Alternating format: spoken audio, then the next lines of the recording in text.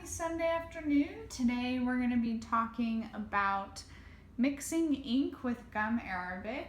I had one of my viewers, Allison, comment on the first video I posted just asking me to do a quick follow-up about this, which I think I had said I wanted to make a video eventually, but she just pushed me in the right direction to go ahead and do it. So gum arabic is this nice little mixture right here, an ink thickener essentially. It says increases transparency, brilliance, and gloss, but it also thickens the ink in a way so that it won't bleed.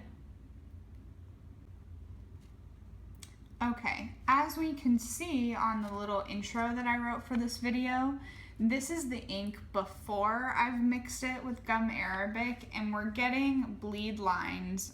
Definitely a lot on the word mixing, a little bit on the word Arabic. It just means that the ink is kind of spreading out from the lettering, which, I mean, it works, it's just not preferential, especially if you're practicing a lot or you just want to write out something real quick that maybe you're scanning into the computer to send to a client. It's not very convenient. And gum arabic is going to go ahead and help us solve this problem. So that way you don't have to be buying expensive calligraphy paper for everything. You can be using normal printing paper. Set up in front of me right here, we have the simple materials that we need to get everything started. Toothpicks, which can obviously just be purchased from Kroger or your local grocery store for just a matter of cents, honestly. I just like using them for mixing. You can use the back of a paintbrush or something, but then you have to clean that off instead of just tossing it. The gum arabic itself, I think it costs around $17. So upfront it's going to be a little bit of an investment, but this is going to last you a while, and you can mix it with a ton of different inks for a ton of different things, just to make sure that any ink that you're writing with is not going to bleed on paper, especially if you're writing addresses for clients on envelopes or place cards, things like that. It's always really important to test everything before you decide to dive headfirst into a project. And then Higgins Eternal ink right here, one of my very favorite inks to use. I'm going to use the last bit of the one from this jar to mix it with the gum arabic.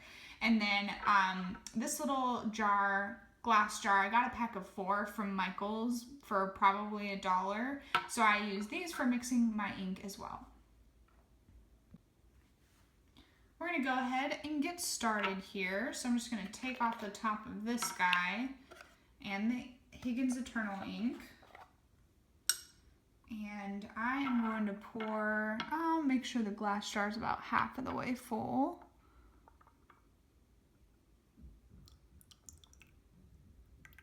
Maybe even a little less depending, or a little more. All right, and just keep some paper towels on hand to wipe up the sides as you pour things.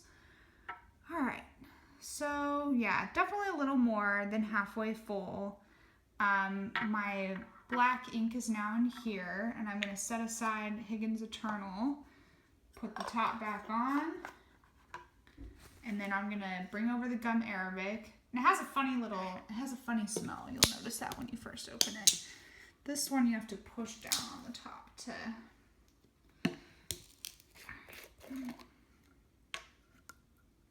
Okay. And so if you're looking for a very specific measurement for the gum arabic, I would say try 1 part to a 4th. So if you have 1 tablespoon, do 1/4 of a tablespoon of gum arabic. So again, if you have 1 tablespoon of the ink, 1/4 tablespoon of the gum arabic. I'm just kind of eyeing it here by adding a little bit to the mixture to bring it up. All right, we'll try that, because what you're going to do is I start with that that ratio, the 1 to the 1/4, but you're going to need to test your ink, and you can always add a little more if you need to. I don't know what happens when you add too much gum arabic. I've never gotten to that point. But let's go ahead and take a clean piece of paper and give this a try. All right, I'm going to write out the word gum arabic. We'll see if we get any bleeding or not, because that means that we're gonna have to add more.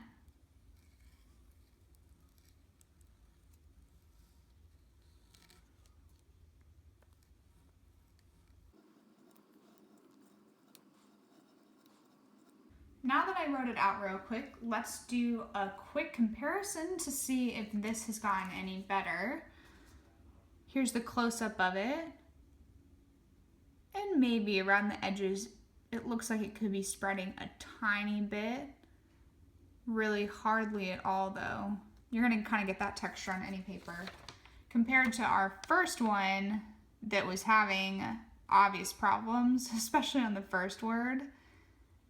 And this was written with me being very careful not to put too much pressure on the nib, because the more pressure, the more bleeding. That's why the word mixing looks so spread out. And then this one I was able to write completely as normal with normal pressure, and we have a beautiful finish. So hopefully that quick tip will help you save money on paper in the long run, because yes, you will have to invest in the Winsor & Newton Gum Arabic I got from Michael's. I love using it. So you have to invest in this guy, and then your black ink, and then a little holder for the newly remixed ink. But other than that, it's a great way to go. It's an awesome option to save you some money. Comment below with any additional questions that you may have, or anything else you want to learn from me. I'm here to teach you guys. Feel free to give me suggestions. I always love more ideas. Have a great afternoon.